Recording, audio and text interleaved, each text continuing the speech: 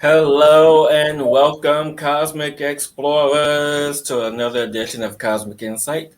I am your co-creator, Hillis Pugh, along with, Rebecka Gregory here. Thank you for joining us tonight. and you guys, just a couple of quick announcements before I bring our most amazing guest on, Victoria Reynolds, spiritual luminary. Just love her. Just want to let you guys know that if you're watching this now, there's still time to get in on this very special, spectacular Cancun getaway. Ooh. Right? So it is going to be during Halloween weekend, the weekend of the Day of the Dead. So can you imagine being in Mexico celebrating Day of the Dead? I know, I can't wait. So there's going to be a lot of things going on. So you guys got to click on the link in the description below to reserve your spot. You have until June 21st, and then the boat literally sails after that date. So, Rebecka, I'm excited. What about you? I am so excited. Just to actually go away, and I haven't been in away a while since everything's been going on in the world. So, and just I was literally called to go to this when it got put together and everything. So I am just beyond excited to be there during that time in that energy in Mexico. And yeah, so sign up and have fun with us. It's gonna be, who knows what's gonna happen. Yeah, and if you have questions, just email us at cosmicinsightradio@gmail.com or hit us up on social media and we'll answer any and all questions in regards to you hanging out with us. Sounds And awesome. without further ado, Do. I'm in a good mood. I'm like feeling all giddy today. I am happy to bring our guest, Miss Victoria Reynolds, who is a spiritual luminary, oracle of freedom, heart healer, and inspirational author. She was born into a polygamous cult in the mountains of Montana and escaped at the age of 17. Victoria navigated the real world she has been taught as a child to fear, eventually becoming a successful entrepreneur, owning several successful companies. And this is the part where Victoria and I believe have a real parallel in our lives because in 2008, the economic crash led to her personal awakening, what she calls her holy shift, and led her down a path of that she never imagined. As spiritual gifts were activated, a new life emerged.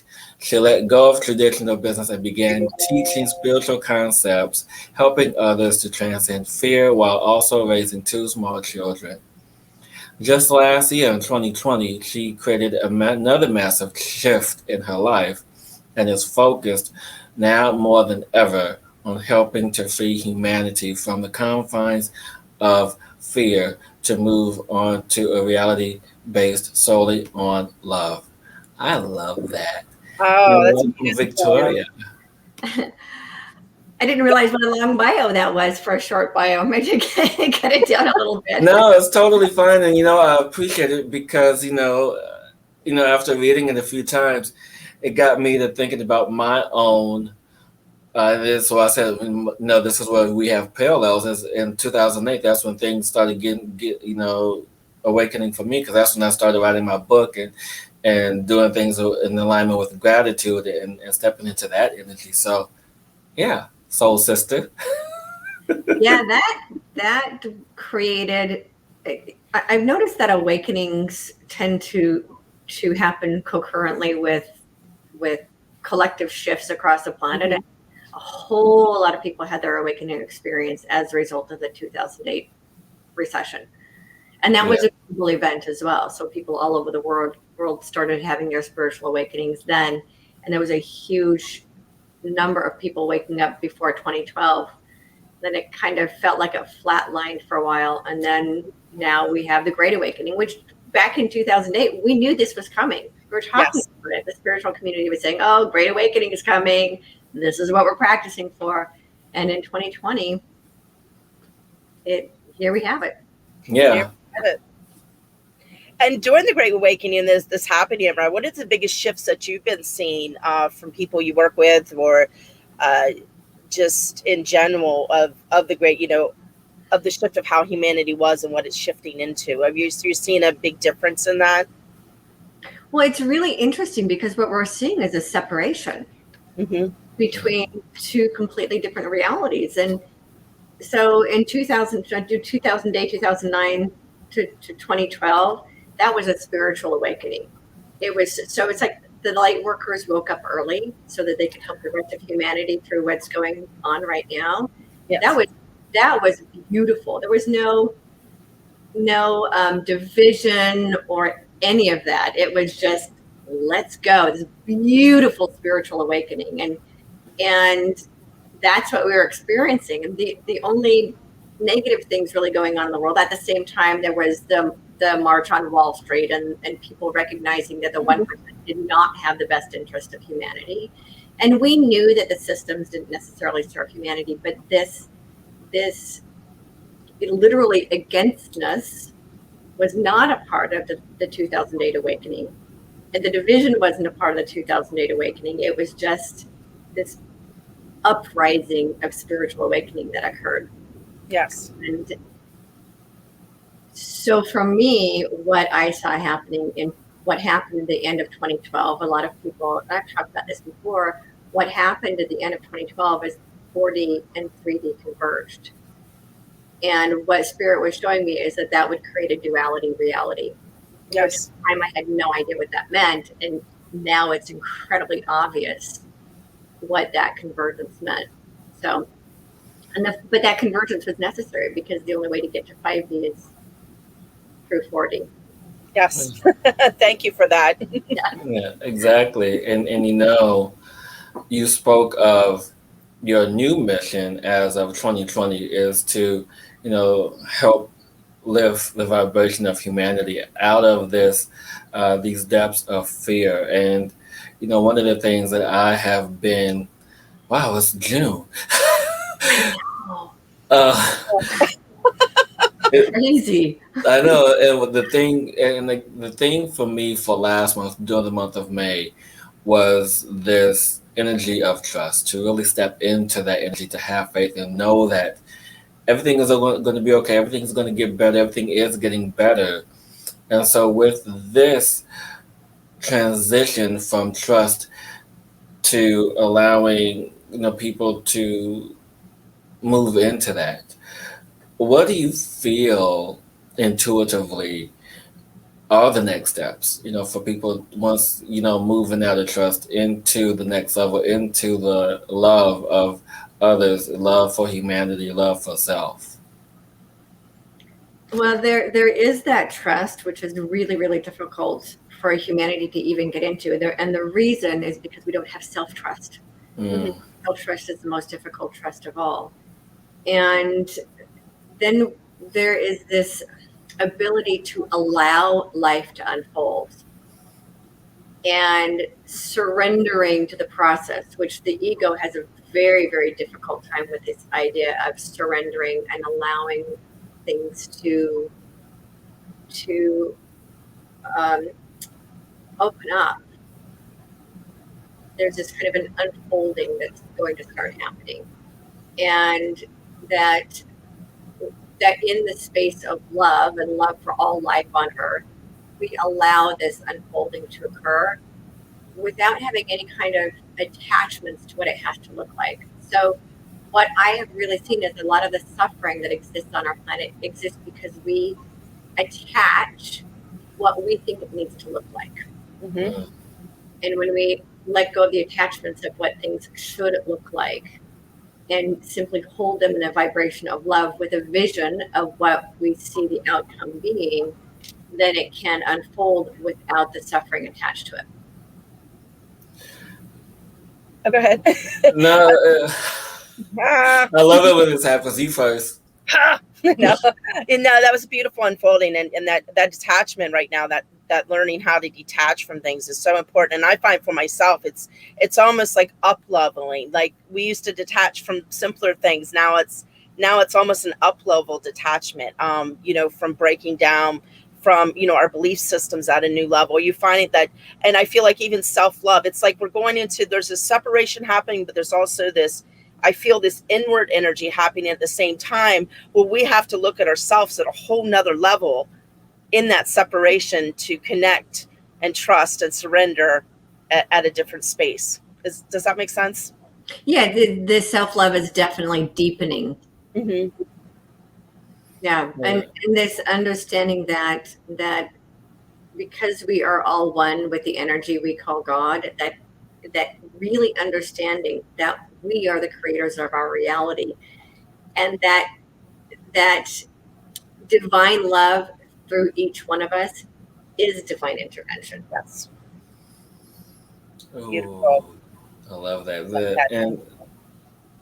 And the trust that we have to allow ourselves is a big factor in all of this, as you just so put it eloquently. And the attachments that we have now, and I'm glad you said that in such a way, Rebecca, because the attachments that we have or thought we had, they were so based in 3D, in intangible ways. And so now the shift is now moving from the intangible, the things that we, you know of but can't see, feel, or touch, use our senses, and how it is connected to the ego. It's like, well, no, that can't be right. Oh, no, this can't be right. And sometimes, you just have to say, okay, whatever, and just move on from it, because, that's what holds us in that space is that old belief of, well, this is right, this is wrong, always have to be black and white, as opposed to moving into the spectrum of the rainbow, if you will. Yeah, that's interesting. I hadn't thought about that. And most certainly, yes, the rainbow frequency is very, very strong on the planet right now. It's I call it the rainbow light of source. It's this diamond light. It's pure light. Mm-hmm. And the reality that we're moving into is heart based, rather than in this 3D reality we've been living in. It's been aside from using the term ego, it's personality self wanting to run the show. So instead of asking, is this right or is this wrong, I continually ask Spirit, what's best? What's best? Yeah. What's best? And as we start making choices from what's best instead of right, wrong, reality, then humanity can move forward into a whole new way of moving through life. I always like what's best. I always like to use is this honoring me. I use that as well. I'm really, really big on self-honor. Yes. Yeah. So that's always helps me when I'm shifting and not knowing what to do, bringing itself back to me is this honoring me. Mm-hmm. Yeah, so I'm just taking all this in,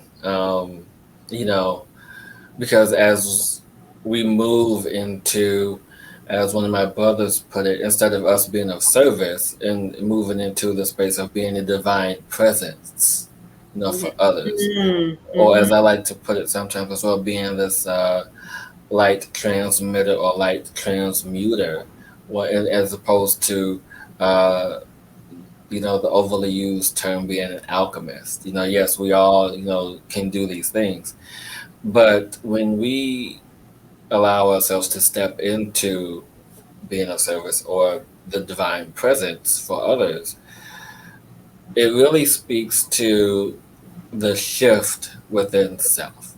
And so, with that being said, Victoria, what are some of the things that you've noticed in some of the people that you've been working with, or even on the planet, some of the subtleties of allowing the divine presence to be known and seen?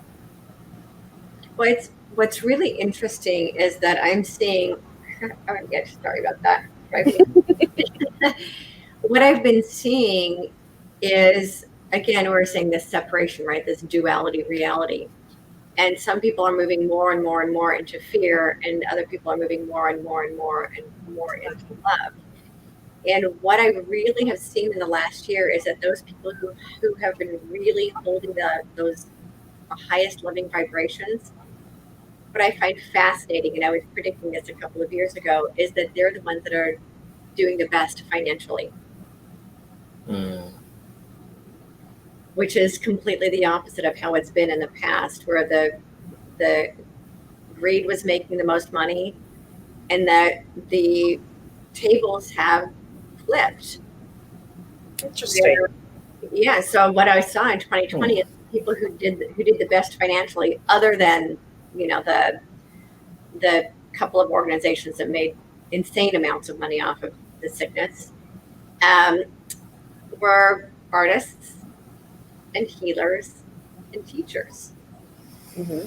Yeah, I can definitely say that's true from my perspective. You know, being holding that light, being that divine presence, you know. Yeah, and so I think we will start seeing more of that, where the people who can hold their frequency up, that the prosperity that's going to start flooding our planet is actually aligned with that higher vibration of love. Yes. And it's so beautiful to see that shift that's happening, you know, with people who, you know, in the spiritual community who maybe have been struggling financially, talking about that, and all of a sudden seeing that love and feeling that energy of openness finally, where they might have had struggles, that world of not conforming to the greed, you know, of what everything was based on, and moving to this heart base. It's like you move into that flow, allowing that to open, that abundance to open up more, where before you were fighting against a system that just wasn't working from where you function from. Right.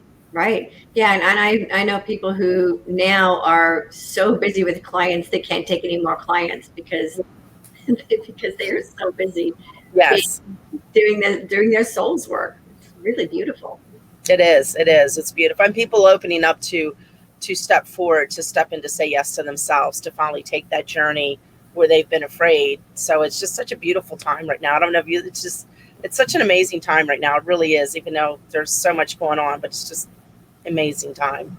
Yeah, and it's a matter of which side of the coin you're looking at. Mm-hmm. So on one side there is all of that fear and desperation that's happening, and on the other side, one of the things that 4D allowed is that it allowed a lot more of the spiritual gifts to get activated, because spiritual gifts are in the 4D. Yes. So now suddenly so many people are having their healing gifts activated, their psychic gifts activated, their spiritual gifts activated, because before we had to stretch our consciousness up out of 3D into 4D to make that possible. When it converged in 2012, it's right here. Yes. And unfortunately also because it's an astral realm, that's also where the dark entities are as well, which is why all the darkness is now able to come to the surface for transmutation. When we were only in 3D, it was hidden. In 4D, it becomes obvious. The oil has bubbled up. So we can process it. The 4D is all about processing. Yes. So is it safe to say, Victoria, that as a whole on the planet, and this shift of energy, that we are in 4D as opposed to some of us in 3D, some of us in 5D, and the rest of us are in between, but as a whole, in this unification that is happening, what do you see, or what do you see us as? I don't think anybody's in 5D yet. I think some of us get glimpses of it, but the consciousness 24/7 isn't in 5D yet. I was explaining to someone a couple of days ago that Yeshua walked in 5D. Mm-hmm. That's where we create miracles and instant manifestation and pure love, and none of us are there all the time. Right? Get glimpses of it. Get a but it's like I think the majority of us are in 4D. There are some who are still very much in 3, who they don't know what they don't know. You have a whole bunch of people who have started their awakening experience. There's lower 4D and upper 4D. And so a lot of people who are just starting their awakening but have not processed their lives are in lower 4D. They're still in fear. They haven't gone through the necessary process to dig through the layers of fear to find that unconditional love that's inside of every single one of us. The higher 4D are those of us that have spent the last 10, 20, 30 years really peeling off all the layers of fear to get to that divine essence that's inside of all of us, and no longer have that separation between our heart and the heart of source, and no longer have that separation between knowing that we are divine love having a human experience. It takes a lot of work to get to that point. And so there are some of us who are there, and we are crossing that bridge first so that we can reach our hands back and help other people cross the bridge. Once enough of us cross over to the higher 4D, the higher heart, then we can start collectively moving into 5. That's where magic happens. Yeah, it does. Miracles. I've seen the magic. It's amazing. So I have a question. Can you suggest anything for listeners, as somebody might be tuning into the show, if they're kind of struggling in between that lower, higher 4D to kind of in the fear of moving into love, or anything you can recommend or suggest to kind of help people who want to be here but are still being pulled back into that density and that fear and just in that teeter-totter space? You read my mind. No fair. Well, I mean, I'd like to. My clips are kicking in again. My own, because that is what I help people with. But yeah, actually, so my higher self gave me a process when I was first waking up. I call it the transcendence process. That I was given from what I was calling my inner therapist back in 2008. When it actually didn't start until about 2010 when I started realizing that I needed to figure out how to fix my life. And in 2010, I was, in the middle of bankruptcy and a foreclosure, and I'd lost my business and had maxed out all of my credit cards just to feed my family. And I was like, how do I fix my life? How do I fix my life? And so my inner voice started teaching me how to fix my life. That's where my book Transcending Fear came from. And that's where this transcendence process is that I now teach to other people to help them cross that bridge out of fear and into love. So, I really don't like tooting my own horn because it makes me feel weird and uncomfortable. But that is. I'll do it for you. Toot it. So what I can say, what I found that is the fastest way to shift your reality is to begin with gratitude. Mm-hmm. And when it seems like there's absolutely nothing to be grateful for, that's when you got to shift into gratitude. Yeah. It was the hardest thing for me to grasp when my inner voice was telling me to begin with gratitude. I was like, I don't understand, but my life sucks. There's nothing to be grateful for. And it came to me one morning when I was out walking. I was battling suicide. And so I started walking in the morning because I had a 2-year-old and a 5-year-old, and I didn't want to leave them. And so I was like, well, then I got to figure. And I wasn't about to take an antidepressant because one of the side effects is suicide. So it seemed kind of pointless to take an antidepressant. So I started walking in the morning. And when this message came in about gratitude, it was 6 o'clock in the morning. And I saw the most magnificent sunrise I think I've seen in my life. And I stopped and I looked at it, and I had such an overwhelming visceral experience of gratitude for that sunrise. Mm-hmm. I realized what gratitude is. It's not a mental thing. It's an actual visceral body, all body, full body experience. And it started with that sunrise and realizing, I have the eyes to be grateful. I have eyes to be grateful for, that I get to see this beautiful sunrise. And I love that point. For my legs that I can walk on this morning walk. Mm-hmm. And I love the point. We'll get straight yet. I love the point you brought out. It's an experience, because I think people, in this world, we get so focused on the word gratitude to look at something tangible. I can look and have gratitude for this cup of coffee or whatever, But you said it correctly. It's not just something we can see. It is something we experience to be in the energy of. Mm-hmm. And I think that's a really important point to make when you're talking about gratitude or anything. Thank you for bringing that up, because it's so true to have that experience of gratitude and embody it in our bodies, and it's not just, I have gratitude because people do that. It's more to it. So, and I think people get kind of stuck in that, I have gratitude for this, and not embody the true essence of it. Right. Yes. Right. So it isn't that false positive either. Mm-hmm. that, oh, it's all good, like the false positive thing, but it's not, right? I mean, sometimes we are in a part of life that really, really sucks. Mm-hmm. And to not try to spiritually bypass it and say, oh, it's all good, even though it's not. And to be okay with the fact that what I'm feeling right now is not beautiful and it's not blissful, and I'm going to figure out how to find the gratitude in it. Mm-hmm. So one of the examples I'll share with you is I had started this daily practice of gratitude. What can I be grateful for today? Is there anything new I can be grateful for today? And silly things like, I'm grateful that I have tissues to wipe my baby's nose when they have a cold, that kind of thing. It's little things like that, and being grateful that I could be a stay-at-home mom when my kids are sick. And so one of the things that I experienced was sitting in the attorney's office in the middle of bankruptcy, getting ready to file bankruptcy, and I was so angry with myself for allowing myself to get to that point where I needed to file bankruptcy, because in my perspective, I thought that only losers filed bankruptcy. I know better than that now, because I'm now in with some of the best peeps. But I thought that was the worst possible thing, was to file bankruptcy, because it meant that I was a complete loser. So I was sitting in the attorney's office, we're filling out bankruptcy forms, and I said to myself, what can I be grateful for in this? That became one of the daily tangents in my life. What can I be grateful for in this? In the midst of the suffering, what can I be grateful for in it?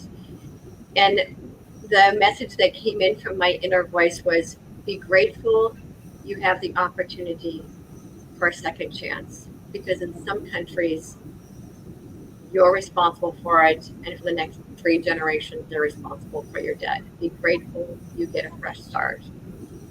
And that was huge. It allowed me to take all that guilt and all that shame that I had layered on myself about being a failure and about having to file bankruptcy, and really be grateful for the experience of getting to start all over again. And Beautiful. so when I talk about gratitude, it's not just what good thing in my life can we be grateful for. It's literally being able to dig into the darkest places of our lives and be able to extract gratitude out of it. Beautiful. You know, this is affirmation for me. Thank you for sharing your story, because yet again, another example of our lives being parallel, because that's how I started my journey, my path, is with gratitude. And one of the things that, as I teach gratitude, is that I have to help people understand, yes, gratitude is both tangible and intangible. It's that feeling, and it's one that you often have to surrender to. And with the surrendering of the gratitude, you find the next level, which is appreciation for you to have come through whatever it is that you have come through. Because, one of the things I used to do was to teach people about the thank you rampage, and it's always about thank you for me, just as you did, talking about tissues. Thank you for me having tissues, or thank you for having, toothpaste and toothbrush. Thank you for the running water that I have today. Thank you for this. Thank you for that. So it just goes on and on continuously till it reaches heights of like, wait, this is what it feels like? And so you just get there and you get there and you get there. And so, you know, it's always about having a strong foundation, and gratitude is that. Gratitude is that foundation to allow people to move from one level to the next. Absolutely. Yeah. And it's so one of the things I share with people is that it's impossible to be in gratitude and complaining at the same time. So you got to choose. You're either going to complain about what's going on in your life, or you're going to figure out how to be grateful for what's going on. On both. So and complaining is part of that fear-based perspective, and gratitude is the love-based perspective. And if we can just make that little shift. Am I complaining? Yeah, I'm complaining. I got to shift that, and catch ourselves whenever we go into those fear-based beliefs, those fear-based perceptions. Just to catch them and then flip the script. Yes. Awesome. So something just came up to me right now. We were talking about this the other day. Sometimes expressing and complaining when you're in the middle of something, is it sometimes not really complaining if we're moving, like we might be talking about it, unraveling it, but have to like go through all aspects of it. And it sounds like a complaint, but just kind of unraveling something. I know for me personally, sometimes I get caught up and I have to like talk about everything that's going on. I might say I'm complaining, but it helps me to like hear all the energy and unravel everything so I can move into that next step to gratitude and seeing what everything is. Do you find that? I don't know if that makes sense. I was just It does. Again, it goes back to that, again, the spiritual bypassing. Yes. Right. So it's like, oh, I'm complaining and I'm going to pretend everything over here is fine. But sometimes we have to sit in it and unravel it and juice it to get to what's really going on. And sometimes when you take it and you unravel it, then you can take a look at the whole thing and say, oh, I see what's going on here. And then you can start to infuse their spiritual tools into it. But we can't just ignore things and pretend they don't exist. And so there's a difference, fine line there, It's like doing that work and just like bypassing and just complaining. Because sometimes it'll come up. It comes up for a reason. Yes. It's coming up for us to acknowledge it. Thank you for that. Yeah. I love that. And as we are moving deeper into the next phase of life, or this energy as we know it, it's a lot. I forgot my question, but anyway, it's interesting in how things tend to flow and allow the energy to move the way that it needs to move. And so with us understanding how the separation that has existed for so long, and some people really don't know how to function otherwise, without putting things in buckets and not understanding the unification that is happening. Do you have any advice for people to allow or release the idea of separation and allow for the unification to move into that heart space? The separation is it's an illusion. Mm-hmm. It's an illusion that's been created to keep us from unifying. And the thing that people need to remember is that every human being on the planet wants exactly the same thing. We all want exactly the same thing. Love. Every single one of us. It's the issue is that we've been told that we want something different, and we've been told that we're divided. We've been fed this whole story that it's simply not true.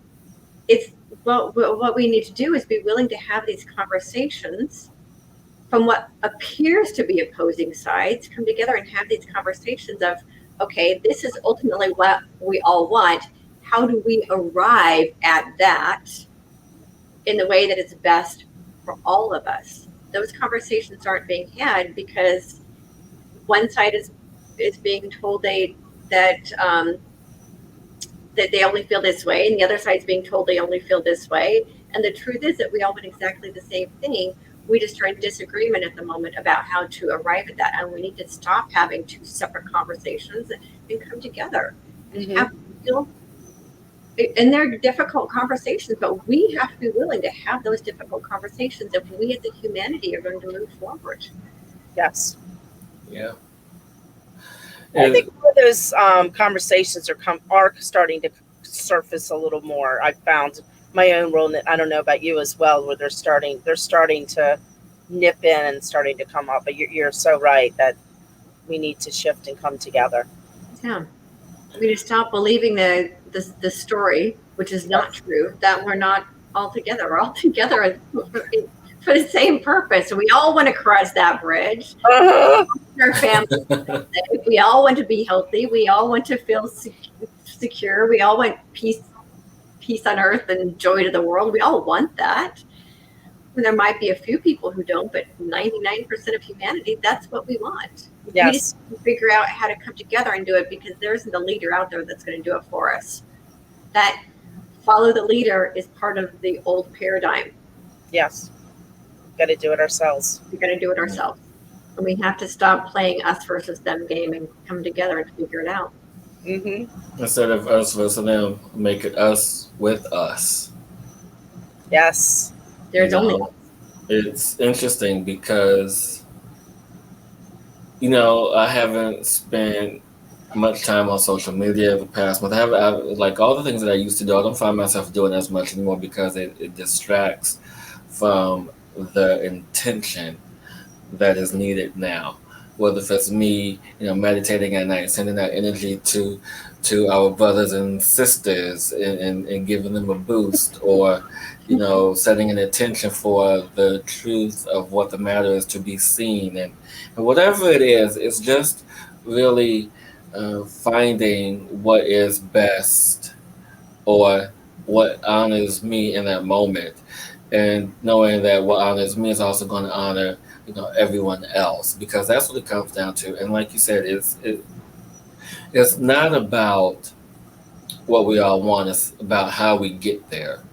And the how do we get there is always been often troubling to some people. One who is of the light, one who does the work that we do, we often heard many, many, many times. It's like, it doesn't matter what you believe in, or it doesn't matter what you want, or your path. You're on your own path. You just go off and go do your own thing. But now I think it's a time to kind of rewrite that story, or rewrite that quote, if you will, because you going off and doing your own thing. Yeah, it's nice to have this level of independence and freedom, if you will, the sovereignty.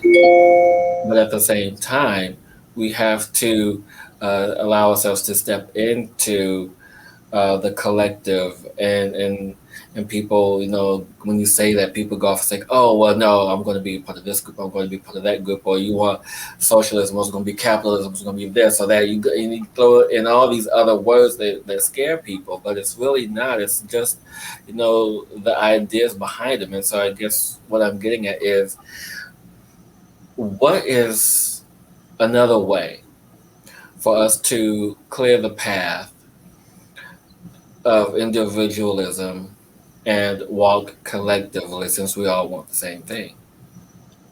Well, the word I started hearing a couple of years ago is interdependence.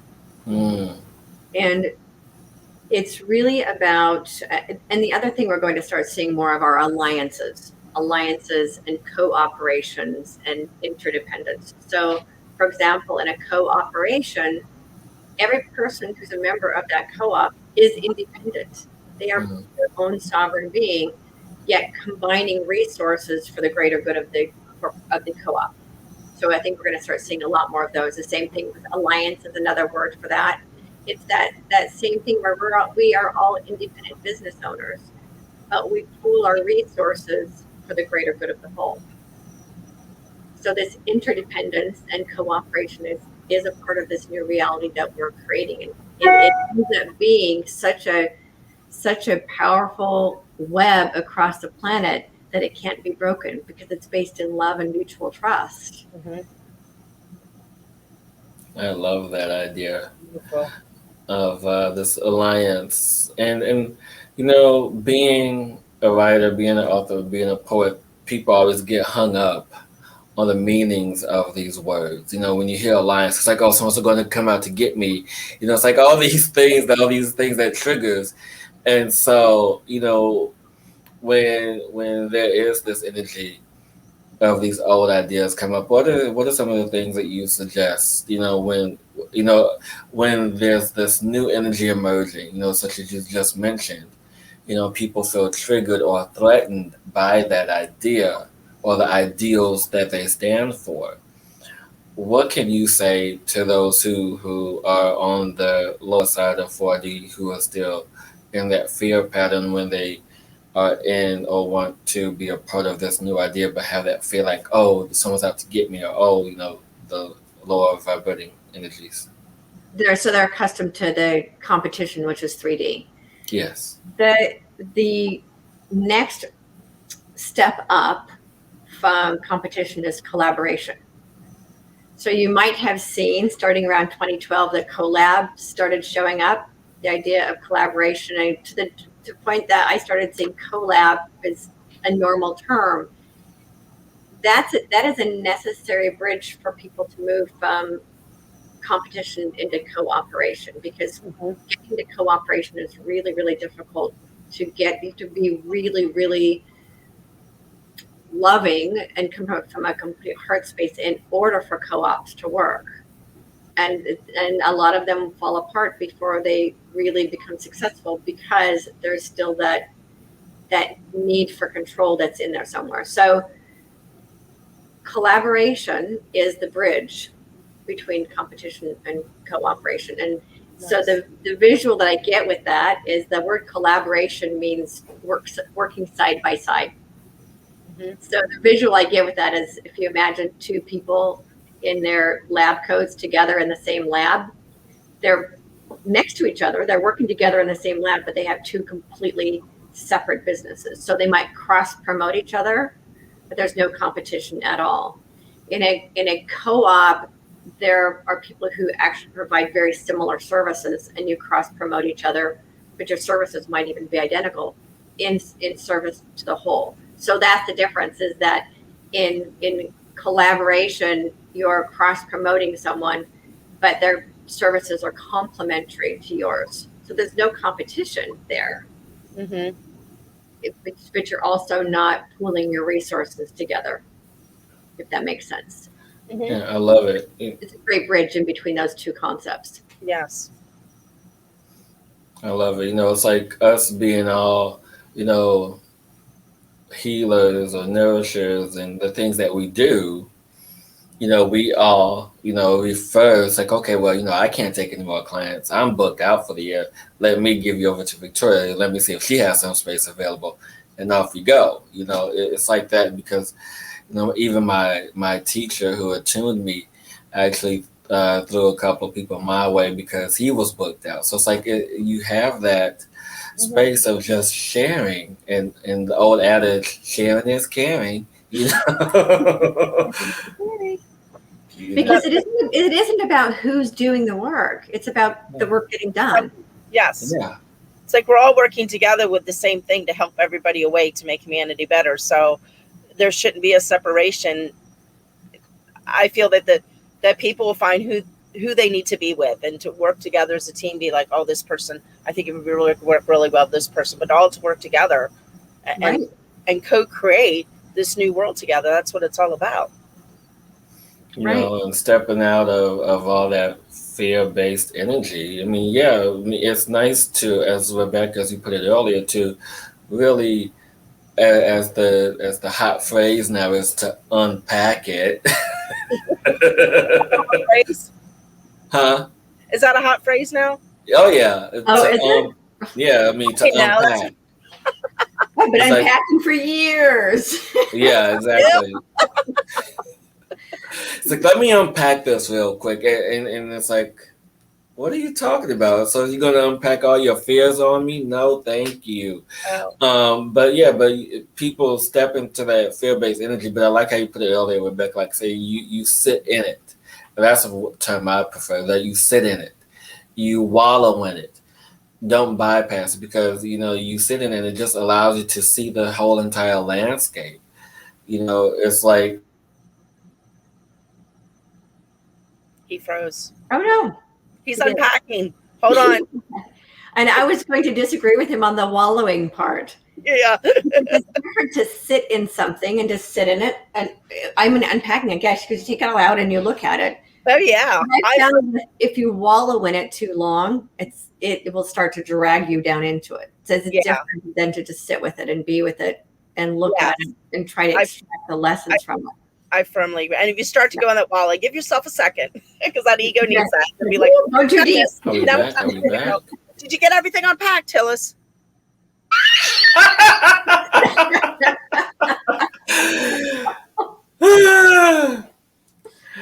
Yes, I did.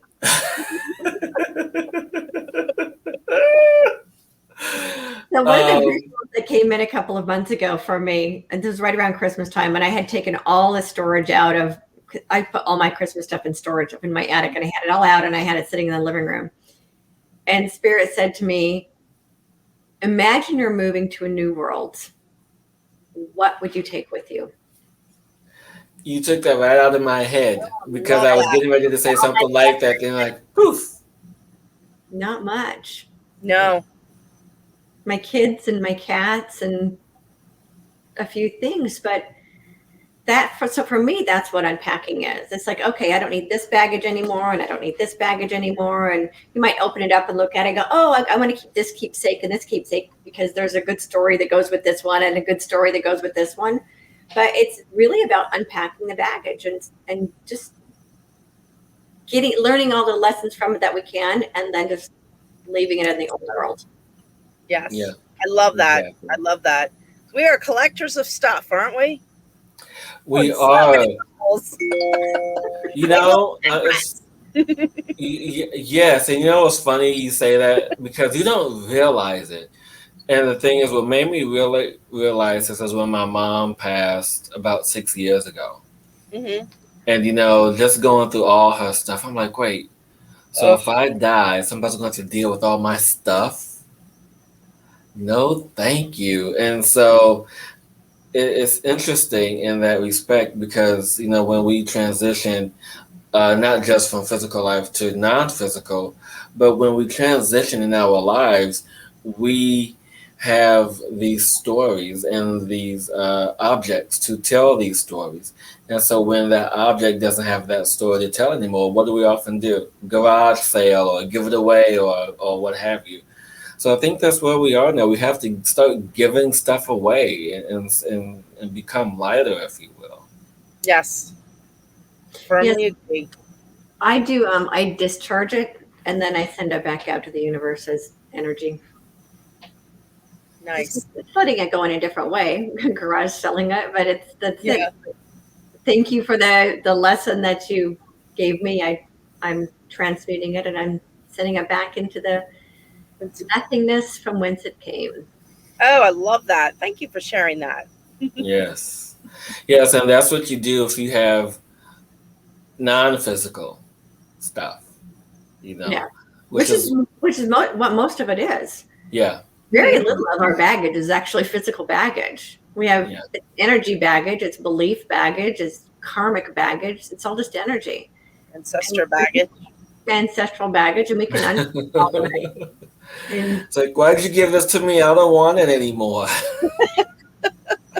It's funny thank you, ancestors, and I'm letting it go now. Yeah, I think it's cool. I've been doing this with my daughter, with the ancestor baggage of things that I picked up. You know, I've noticed on my journey with my parents or my mother that I picked, you know, just belief systems from our family. And I openly talk with my daughter. I'm like, okay, we got to get over this. So this is what it is. So it's, you know, it's kind of cool when you can have open conversations now with the younger ones come up. You don't have to take this on.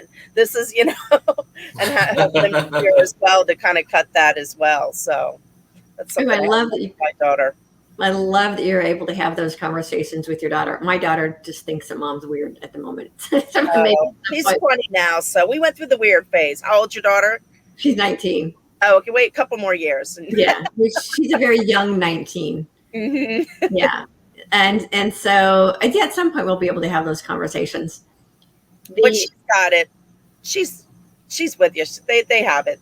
They surprise you. Yeah. Well, she's a starseed. I'm just waiting for her to remember who she is. Yes. She told me when she was little who she is. She just doesn't remember right now. So she doesn't remember who he is.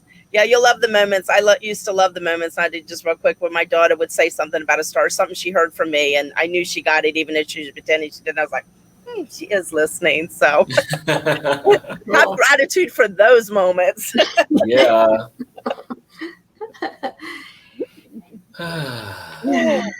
This is that's what I was going to say. I knew there was something. I call those hand-me-down beliefs. Oh. So we get to a point in our lives when we are no longer willing to wear our hand-me-downs.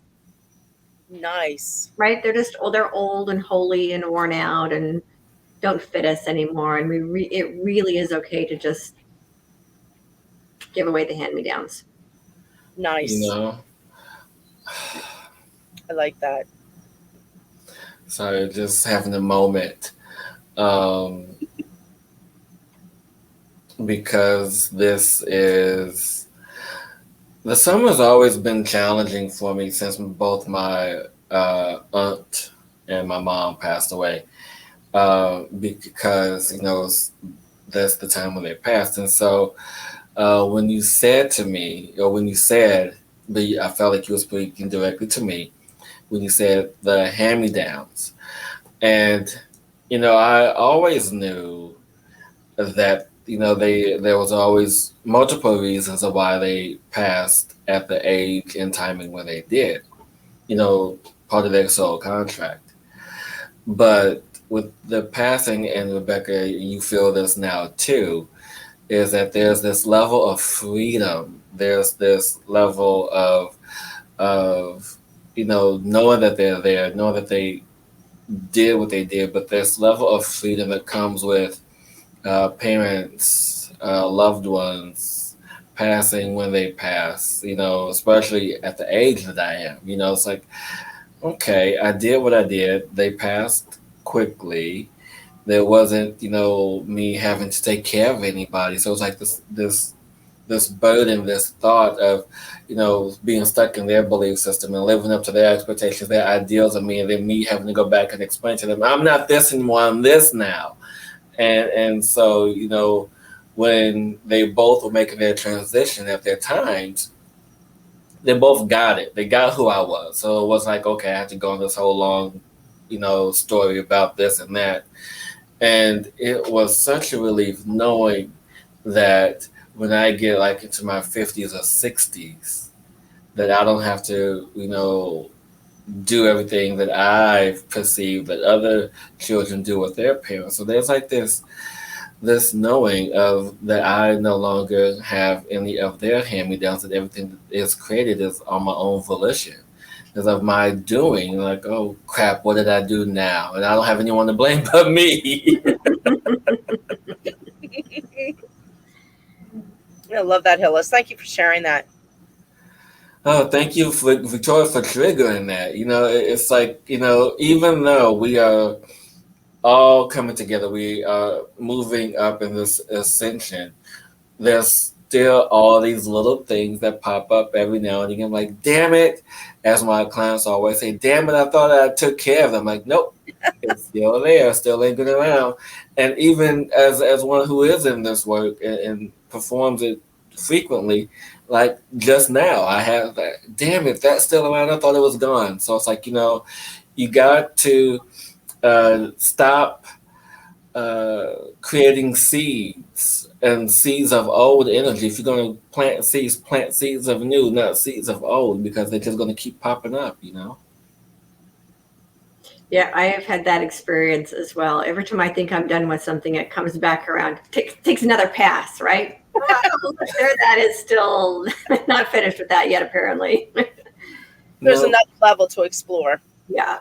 Yeah. Go deeper and deeper and deeper into it and transmute it into the level. I had a teacher one time tell me, you're always cleaning. Always Indeed. And honestly, Victor, I really want to thank you for that, because that really, really went deep for me. So thank you for that. You're welcome. But can you believe it's almost an hour? How this time flew by. I know. We could talk for days. We most certainly can. We got to have you back. That's for sure. But Victoria, where can people find you and get a hold of you to get to know more about you and book sessions with you? The best place to reach me is at victoriareynolds.com. Awesome. So there's the link for everyone. So get in touch with one of my soul sisters, because the other one is Rebecka. So get in touch with her, and she's just pure magic, as you can just see. And I'm just tickled pink today. I'm just so giddy. Thank you. Victoria, it was such an honor to be with you today. I thank you for your light and the work that you're doing, and just hearing your story. Hillis has known you. I first met you this evening, and just hearing your backstory, where you came from, it just is so inspiring. It was so inspiring to me, and people watching this show, I hope they get the inspiration that you are from the journey you've taken and everything you've gone through and where you are now. It's just really heartfelt. So thank you so much for taking your path and being where you are now to do what you're doing to help with the collective and humanity.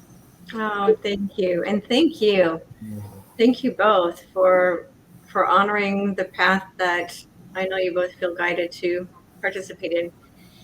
We don't create this new world on our own. Because No. it's a village, as they say. So I'm truly Yes. blessed to be part of this amazing village. Yes. And it's a village now. We have to come together and help each other and trigger each other so we can clean a little more, and be a bit. It's hard to see our own stuff. We need other people to bring it out sometimes. I know my friends, I always love saying, thanks for triggering me today. This is awesome. Now I can look at this, so it's kind of a game now. Yeah. Indeed. And until next week, everyone, thank you for tuning in to another edition of Cosmic Insight. But be sure that you guys tune in into our weekly live Friday tune-ups. They're a lot of fun. And this week on our live show, we'll have Leon. Right? Yes, 7 p.m. Eastern, 4 Pacific Standard for the live shows, everyone. So let's who get knows to tune up some folks. Victoria, maybe you can join us on one of those shows. We just have fun and play and do readings and whatever comes to us. That would be fun. I love live shows. Those are fun. Yes. But thank you for joining us here. I said you're welcome to invite me to play along. Yeah. Oh, we love that. Definitely. Thank you. I'm like losing my little sunshine here. I love it. Well, thank you, everyone. Until next week, have an amazing day, everyone.